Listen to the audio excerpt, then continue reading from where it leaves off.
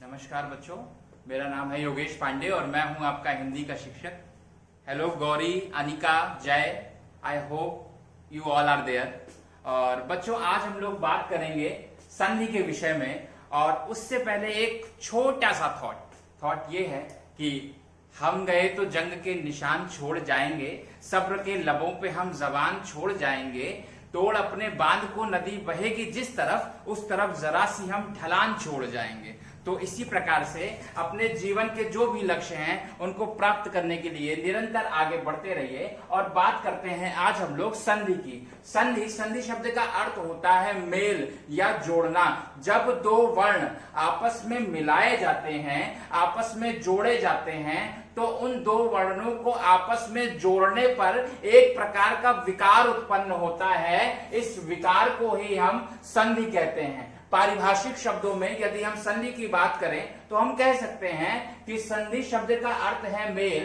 दो निकटवर्ती वर्णों के परस्पर मेल से जो विकार परिवर्तन होता है वह संधि कहलाती है। जैसे उदाहरण स्वरूप यदि हम बात करें तो यहाँ पर शब्द लिखा हुआ है सम धनतोष बराबर संतोष। यहाँ पर सम में म का ध्वनि त के साथ जब मेल हुआ तो स्वर ओ के कारण एक विकार उत्पन्न हुआ। इस विकार के कारण ही नया शब्द बना समतोष, संतोष। इसी प्रकार से देवेंद्र, भानुउदय इत्यादि शब्द हमारे कहीं ना कहीं इन विकारों के कारण उत्पन्न हुए। संधि की यदि हम बात करें तो मुख्य रूप से संधि तीन प्रकार की होती है बच्चों।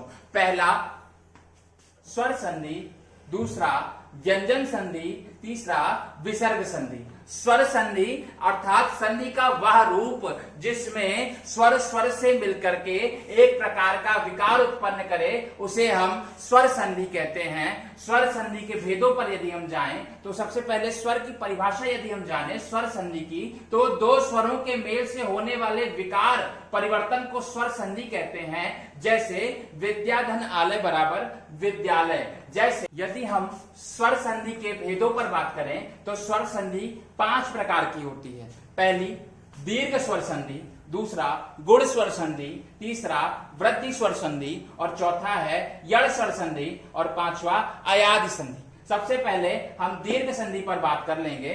दीर्घ संधि जिसका सूत्र है अतः सवर्णे दीर्घा, अर्थात जब समान वर्ण, जब एक से वर्ण आपस में मिलकर के किसी प्रकार के विकार को उत्पन्न करेंगे तो क्या होगा कि उन समान वर्णों के मिलने से जो विकार उत्पन्न होगा उसमें उस वर्ण का दीर्घ वर्ण आ जाएगा। अर्थात यानी कि जब ह्रस्व या दीर्घ आ ई उ के बाद ह्रस्व या दीर्घ आ ई उ आ जाए तो दोनों के स्थान पर आ ई या उ हो जाता है।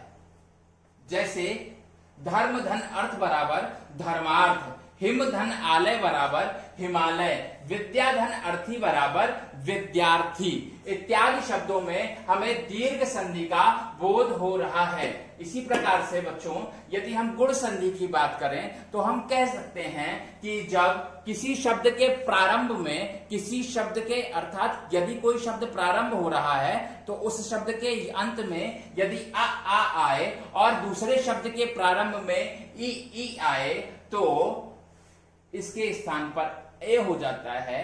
यदि पहले शब्द के प्रारंभ में आ आए और दूसरे शब्द के प्रारंभ में उ आए तो उ के स्थान पर ओ हो जाता है।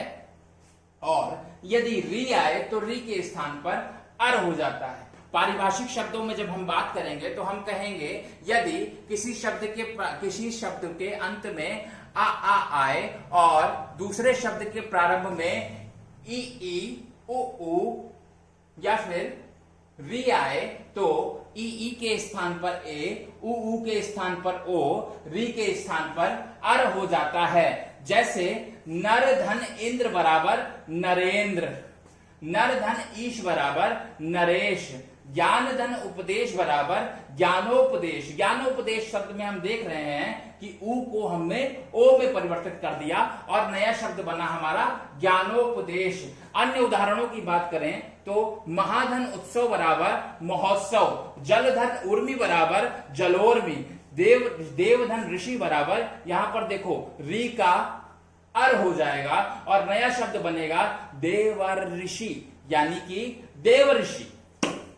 इसी प्रकार जब हम वृद्धि संधि की बात करते हैं तो हम कह सकते हैं यदि किसी शब्द के अंत में, यदि प्रथम शब्द के अंत में आ आए और उसके बाद इस आ के बाद यानी दूसरे शब्द के प्रारंभ में ए आए तो ए आई के स्थान पर आए, और आ के बाद यदि ओ औ आए तो ओ औ के स्थान पर औ हो जाता है।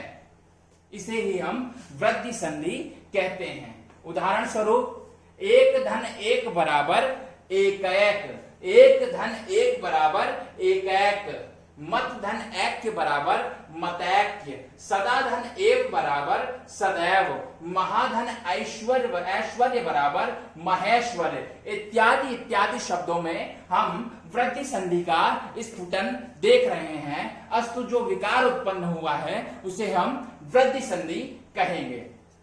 आगे यदि हम बच्चों बात करें तो यड़ संधि पर बात आ जाती है। यड़ संधि में करना क्या है, यदि ई उ या री के बाद कोई असमान स्वर आ जाए, अर्थात ई के बाद कोई दूसरा स्वर आ जाए, उ के बाद कोई दूसरा स्वर आ जाए, री के बाद कोई दूसरा स्वर आ जाए, तो ई का या, उ का वा, री का रा हो जाता है। जैसे यदि धन अपि में, यदि का ई में, ई को या में बदल देंगे और नया शब्द बनेगा यद्यपि। इसी प्रकार इति धन आदि में ई को या में बदल देंगे और नया शब्द बनेगा इत्यादि। अनुधन ऐ में उ को वा में बदल देंगे और नया शब्द बनेगा अन्वय। आगे बात करें अयादि संधि की बच्चों, तो ए ऐ या ओ औ के बाद कोई असमान स्वर आए, यानी ए आई के बाद ए आई ना आए, ओ औ के बाद ओ औ ना आए, तो ए को आए, आई को आए, ओ को अब और औ को आव में बदल देते हैं और इसे ही हम अयादि संधि कहते हैं। उदाहरण स्वरूप यदि हम देखें बच्चों तो ने धन अन बराबर ए को आए, ने आए ना, यानी न या न, इस प्रकार से नया शब्द बन गया। ने धन अन बराबर नयन, गय धन अक बराबर, यानी कि आय को आय में बदल देंगे और नया शब्द बनेगा गाय, गा, आय और का, यानी गायक। पो धन अन बराबर ओ को अब में बदलो तो हो जाएगा प, अब और ना, नया शब्द बना पवन। पौ को जब अक के साथ जोड़ेंगे तो औ का आव हो जाएगा और नया शब्द बनेगा प धन अक बराबर पावक।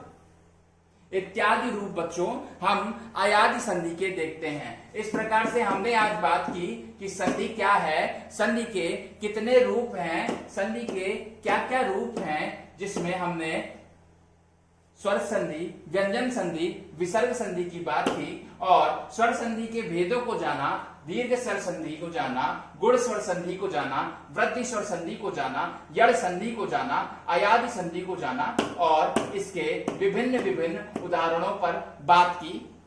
हम अपनी अगली कक्षा में व्यंजन संधि पर बात करेंगे और आशा है आपको यह लेक्चर समझ में आया होगा, पसंद आया होगा। धन्यवाद।